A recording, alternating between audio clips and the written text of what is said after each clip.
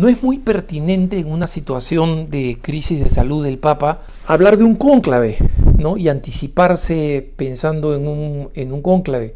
Pero me parece importante compartir con ustedes esta reflexión, porque estoy viendo que varios medios de comunicación, supuestamente deberían ser serios, medios seculares, están básicamente basando su interpretación del cónclave en base a la película Cónclave. Y la película Cónclave es una farsa, es una dramatización completamente inventada de cosas que jamás pasarían en un cónclave, simplemente porque es imposible que pasen, ¿no? En la película Cónclave es básicamente un dramón de las siguientes características. El Papa, un Papa, digamos, que quiere modernizar la Iglesia, etcétera, un poco hace un Papa imaginario parecido al Papa Francisco. El Papa muere de un ataque cardíaco y el decano del colegio cardenalicio, que es un cardenal inglés, el cardenal Lawrence, esto en la película, convoca a un cónclave. Hasta ahí todo bien, eso es lo que corresponde. No se dan los detalles de cómo se convoca el cónclave, y el cónclave a todo esto aparece de la nada. O sea, tienen que venir los cardenales y entran y comienza el cónclave. La película inmediatamente pone 4 candidatos a ser papas. Uno que se llama Aldo Bellini, que es un cardenal norteamericano y que es, digamos así, de la línea progresista, un poco más progresista que el papa que había muerto. Un cardenal nigeriano, Adeyemi, que es un moderado, pero muy conservador en términos de la enseñanza de la Iglesia, en términos de vida, familia, el matrimonio, etc., ¿no? Está un cardenal canadiense, Joseph Tremblay, que es un moderado, entre comillas, lo presentan como un moderado, y está el italiano, Goffredo Tedesco, que es un ultra tradicionalista, ¿no? De los que no hay, pero así lo pintan, ¿no? Entonces comienzan las intrigas porque el prefecto de la Casa Pontificia dice le confiesa a los cardenales que el Papa fallecido había pedido la renuncia de Tremblay, del moderado, del canadiense. Tremblay dice: no, esto no es verdad, en realidad yo nunca fui condenado por el Papa, nunca se me pidió la renuncia, mientras que Bellini, el norteamericano, dice: tenemos que hacer lo que sea para evitar que Tedesco, que el ultraconservador italiano, termine siendo Papa. De pronto llega a último momento un arzobispo que se llama Vincent Benítez de Kabul, un arzobispo del sudeste asiático, y que supuestamente el Papa lo había nombrado cardenal in pectore, ¿no? El día anterior. ¿Qué cosa es un cardenal in pectore? In pectore significa en el corazón, en el pecho, ¿no? Y en lugares donde hay mucha persecución, ¿no? Esta persecución ha creado situaciones en las que el Papa nombre a algunos cardenales, por ejemplo, en los países de la Cortina de Hierro, que los nombrara cardenales, pero para que estos cardenales no pudieran, no fueran perseguidos donde están, los nombraba in pectore, en el pecho, en el corazón.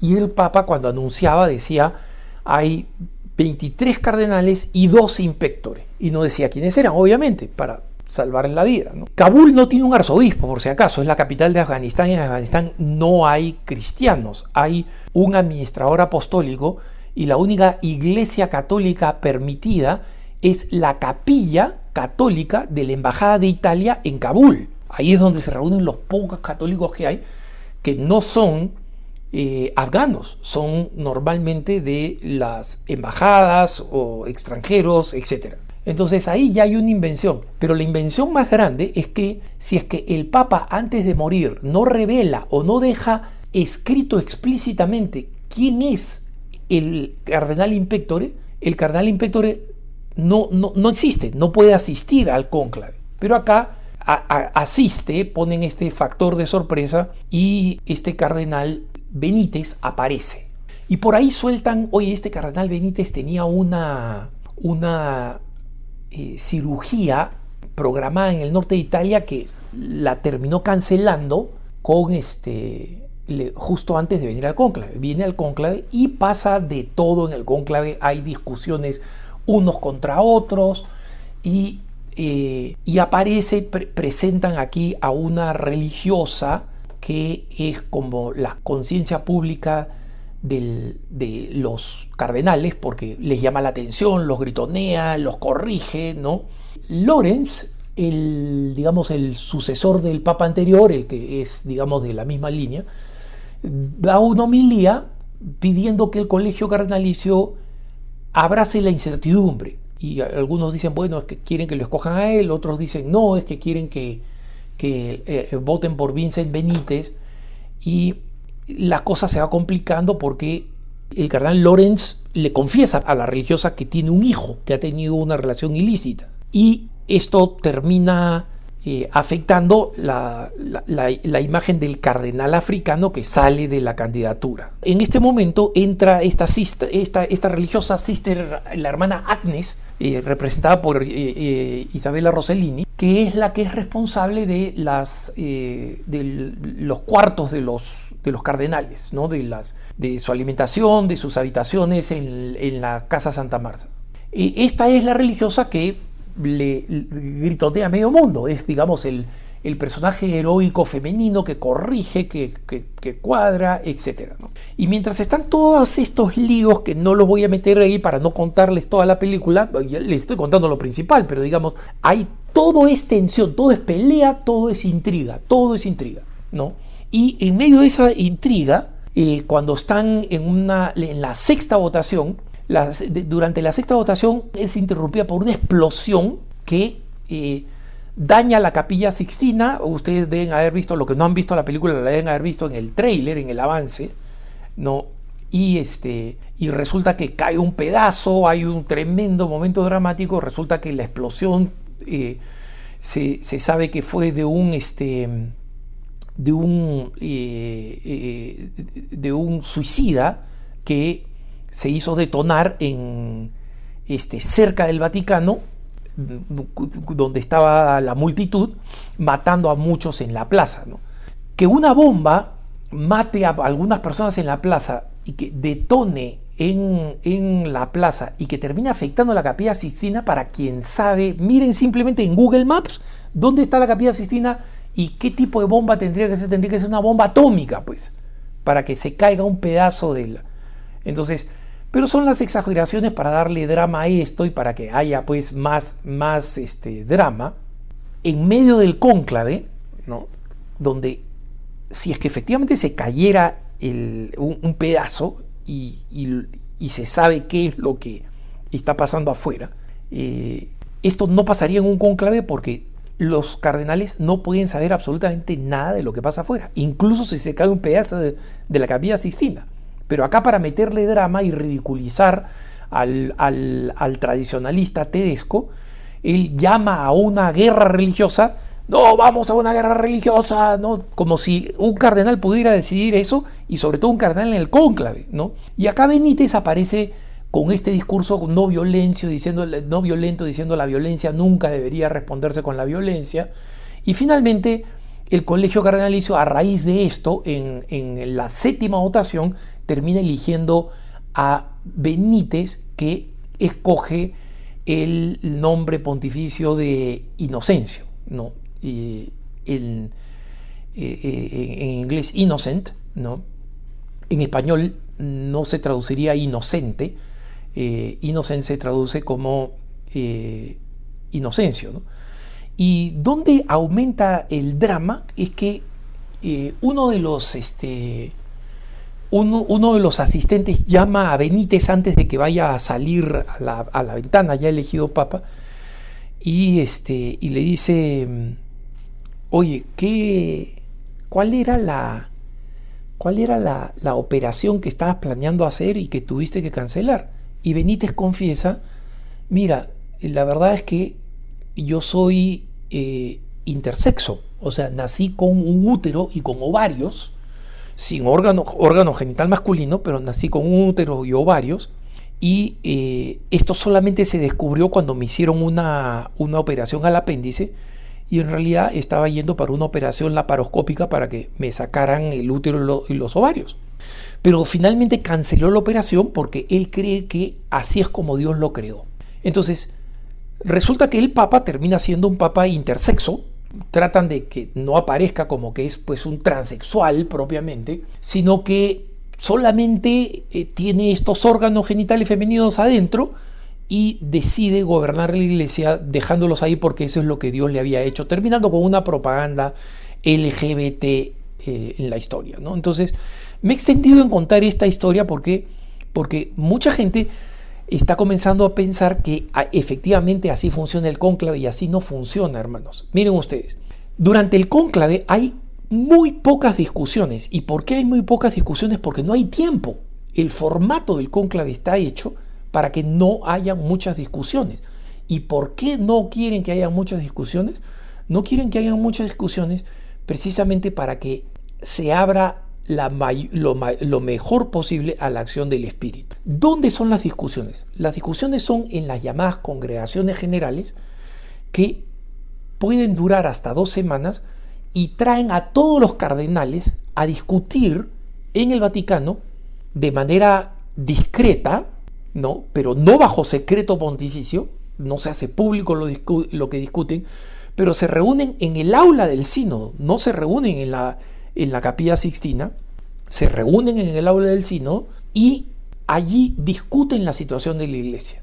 Se saben cosas de lo que se discuten en las congregaciones generales. Por ejemplo, la razón que llevó a que muchos se convencieran por elegir al entonces cardenal Bergoglio, pese a que ya había llegado, digamos, a la edad de retiro como arzobispo de 75 años, es porque dijo 2 cosas que resonaron mucho entre los cardenales. Primero, la necesidad de una reforma de la curia, y segundo, que la iglesia saliera a las periferias, que dejara de ser autorreferencial. En el caso de la elección del Papa Benedicto XVI, se sabe que su crítica a la dictadura del relativismo fue básicamente lo que convenció: este es el que puede suceder a San Juan Pablo II. No es Juan Pablo II, pero es la mejor continuación. Entonces, en esas congregaciones generales es donde los cardenales se conocen, y en este colegio cardenalicio, que porque el Papa Francisco los ha elegido de lugares tan distantes y de lugares tan distintos además, obviamente los cardenales no se conocen, sobre todo porque no han habido muchos consistorios, que son las reuniones de los cardenales. El Papa Francisco no convocó muchos consistorios y en consecuencia los cardenales no se conocen, se van a escuchar en las congregaciones generales. ¿Cómo funciona el cónclave? En el cónclave, hermanos, él se llama cónclave porque significa conclave, con llave. Se cierra con la llave. El cardenal responsable, el prefecto del colegio cardenalicio, pronuncia la palabra extra omnes en latín, que significa salgan todos, es decir, todos los que no tienen nada que ver con la elección.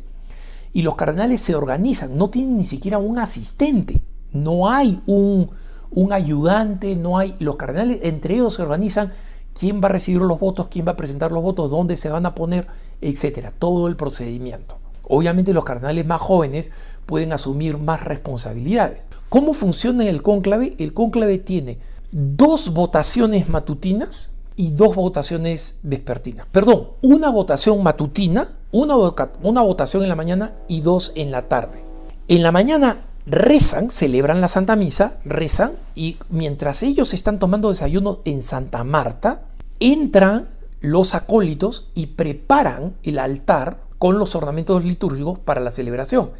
Salen y los cardenales son transportados en un bus, solo los cardenales, de Santa Marta a la Capilla Sixtina, porque están en lugares opuestos a los distintos lados de la Basílica de San Pedro.